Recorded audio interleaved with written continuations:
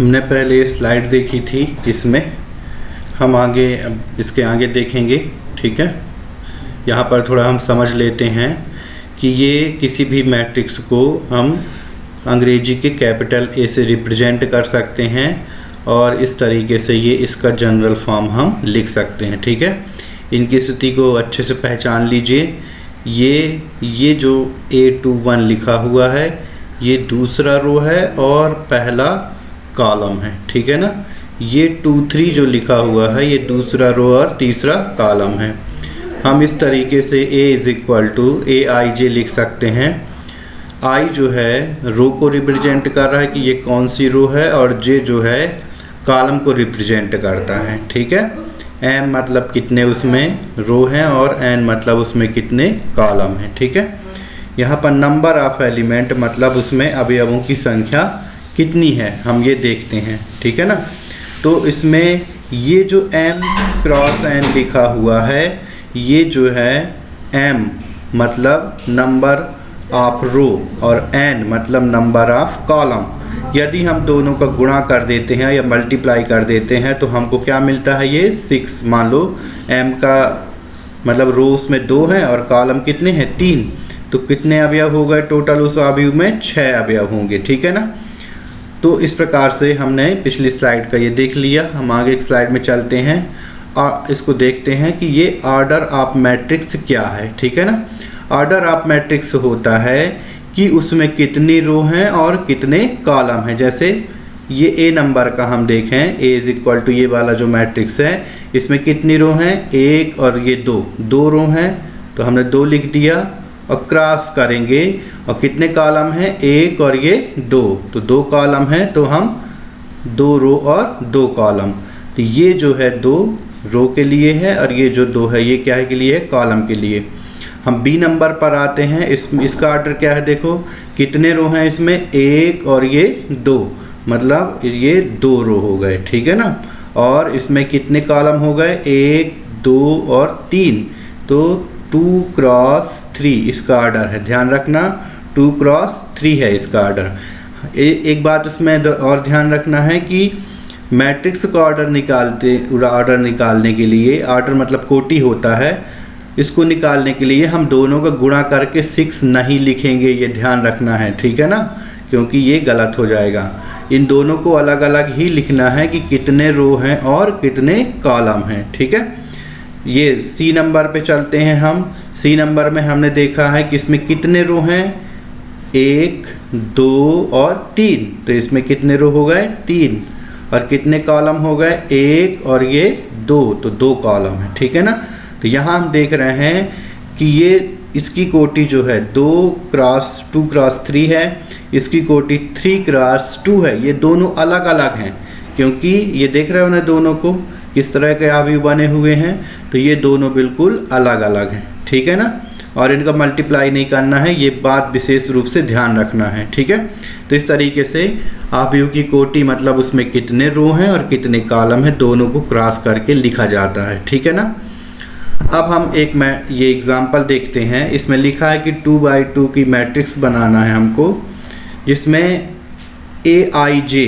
AIJ मतलब इस तरीके से हमको ये दिया गया है और AIJ का मान जो है वो ये लिखा हुआ है। ठीक है ना, तो अब यदि हम 2 × 2 की मैट्रिक्स बनाएंगे यदि, तो ये और ये 2 × 2 में यही आएगा।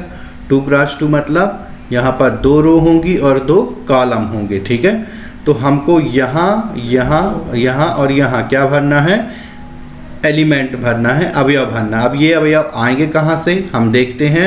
तो यहाँ कौन सा अवयव होता है, थोड़ा सा हम इसको डबल बना लेते हैं ताकि हमको समझ में आएगा।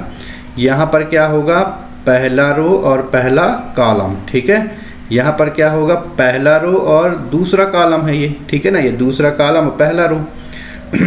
यहाँ पर क्या है, दूसरा रो और पहला कॉलम, और यहाँ पर क्या है, दूसरा रो और दूसरा कॉलम। ठीक है, तो अब हमको इस अवयव का मान पता करना है और यहाँ पर लिख देना है। ठीक है, तो हम देखते हैं A11, इसका मतलब 1 मतलब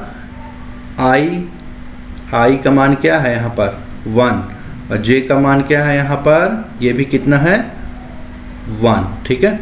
तो इसका मान यहाँ से निकालना है हमको, तो क्या हो जाएगा देखो 1 + 5i, मतलब i का मान रख देते हैं 1 धन 2 गुणित 1, ठीक है ना। a11 का मान कितना आ जाएगा 5 × 5 और ये 2, तो 5 2 7 और 1 8, मतलब इसके जगह पर हम यहाँ पर क्या लिख देंगे 8, ठीक है।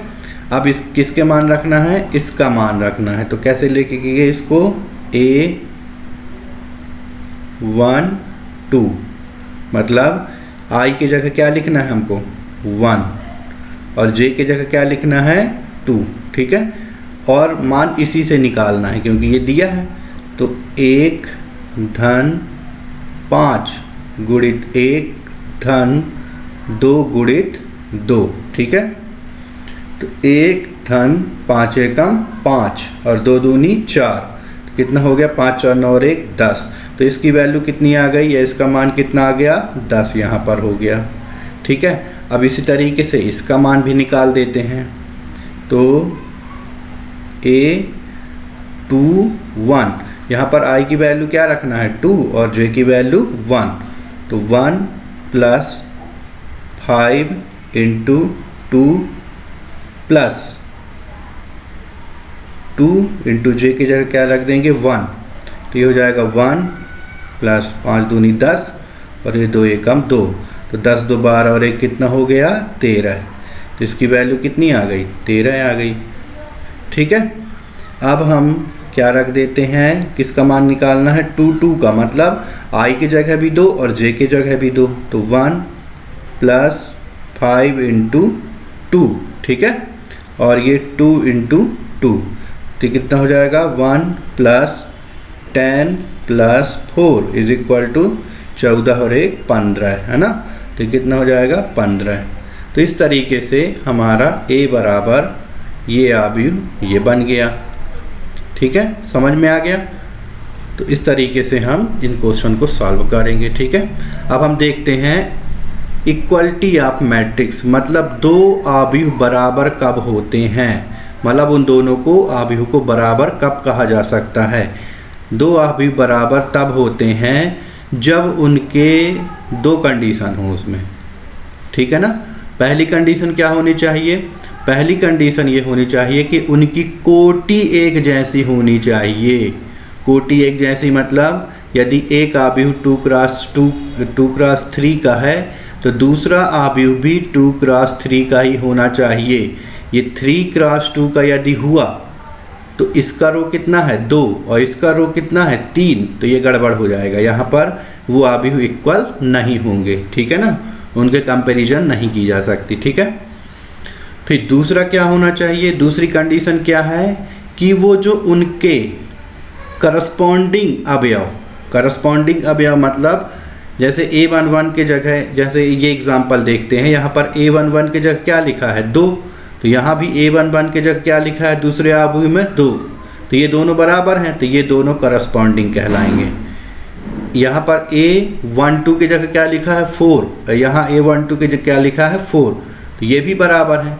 इसी तरह ये 3 से 3 बराबर है और 5 से 5 इक्वल है, तो हम कह सकते हैं कि उनके करस्पॉन्डिंग एलिमेंट मतलब संगत अवयव भी बराबर होने चाहिए, ठीक है ना। ऐसे इसमें भी देख लेते हैं, यहाँ पर देख रहे हो ये जो 2 है तो इसके इक्वल हो गया, लेकिन यहाँ पर ये जो 4 है यहाँ पर 3 है, तो ये अवयव जो है a अवयव यहाँ पर नहीं बराबर होगा किसके b के। क्यों नहीं होगा, क्योंकि इसका संगत अवयव ये बराबर ही नहीं है, ठीक है ना। ये 3 देखो इसमें जितने एलिमेंट हैं इसमें भी उतने ही एलिमेंट हैं, ठीक है, उतने ही अवयव हैं, लेकिन दिक्कत क्या है कि इनके संगत अवयव बराबर नहीं हो रहे हैं, इसलिए ये अवयव जो है बराबर नहीं कहलाएंगे। समझ गए ना। अब इसमें क्या है कि ये समझ में आ गया कि दो अवयव बराबर कब होते हैं, उनके कोटि बराबर होनी चाहिए और उनमें उनके संगत अवयव बराबर होने चाहिए, ठीक है। इसी से संबंधित हम एक क्वेश्चन करते हैं। यहाँ पर ये क्वेश्चन लिखा हुआ है कि यदि एक अवयव ये दिया गया है दूसरा अभिव्यय दिया गया है, ये दोनों बराबर हैं, ठीक है। तो हमको क्या करना है, ए बी सी का मान ज्ञात करना है, पता करना है, ठीक है। हम जानते हैं कि यदि दो अवयव क्या होते हैं, बराबर होते हैं, तो उनके जो संगत अवयव हैं, मतलब ये बराबर किसके होगा, 4 के बराबर होगा, क्योंकि इसका संगत यही है। तो हम नीचे लिख देते हैं 2a धन b बराबर कितना, 4, ठीक है ना। फिर यहाँ पर ये किसके बराबर होगा, ऋण 3 के, ठीक है। तो a ऋण 2b बराबर कितना, ऋण 3। हमको क्या करना है, a b और c के मान ज्ञात करना है। यहाँ पर d भी होगा, a b c d के मान ज्ञात करना, ठीक है। यहाँ पर हमने कक्षा 10वीं में पढ़ा होगा कि इनको हल करके कैसे निकाल देते हैं, ठीक है। तो हम इसको क्या कर देते हैं, 2 का इसमें गुणा कर देते हैं। तो 2a धन b बराबर कितना, 4। ये कितना हो जाएगा, 2a ऋण 4b बराबर ऋण 6। हमने इस पूरे में 2 का गुणा कर दिया। क्यों कर दिया, क्योंकि यदि हम इसको माइनस करते हैं, ये तो पता होगा ना, ठीक है। तो ये दोनों कैंसिल हो जाएंगे, ये हो जाएगा 5b और ये क्या हो जाएगा, 6 4 10, ठीक है ना। तो b बराबर कितना आ जाएगा, 10/5, तो 5 दूनी 10, तो b का मान कितना आ जाएगा, 2, ठीक है। ये b का मान हो गया। अब हम b का मान यदि पहले समीकरण में रख देते हैं, यहीं पर कर देता हूँ मैं, ठीक है। 2a धन 2 बराबर 4, ठीक है ना। तो 2a बराबर, ये 2 को इस साइड कर लेते हैं, ट्रांसफ़र कर लेते हैं। 2a बराबर कितना हो गया, 2। a बराबर कितना हो गया, 1, ये हो गया, ठीक है। a का मान ये हो गया, b का मान ये हो गया। इसी तरीके से आप लोग निकालने की कोशिश करना, ये किसके इक्वल होगा, 11 के, ये किसके इक्वल होगा, 24 के। ये भी एक समीकरण बन जाएगा और इसको हल कर सकते हो, ठीक है ना। तो इस तरीके से हमने ये सवाल कर लिया। ये एक्सरसाइज है, 4 क्वेश्चन दिए हैं इसमें, 4 क्वेश्चन में कुछ अंदर भी क्वेश्चन है, ठीक है। तो इनको सॉल्व करना है, ठीक है ना। समझ में आ गया।